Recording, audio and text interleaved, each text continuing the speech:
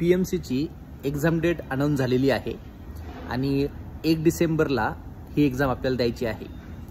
तसं बघायला गेलं तर सगळ्यांसाठी हा एक धक्काच होता की डायरेक्टली डेट त्या ठिकाणी अनाऊन्स केली आणि तसं घाबरून जाण्याची गरज नाहीये, कारण सगळ्यांसाठी जो वेळ मिळालेला आहे तो वेळ सारखाच आहे आणि सेम सिच्युएशन सेम परिस्थिती सगळ्यांना त्या ठिकाणी फेस करायची आहे।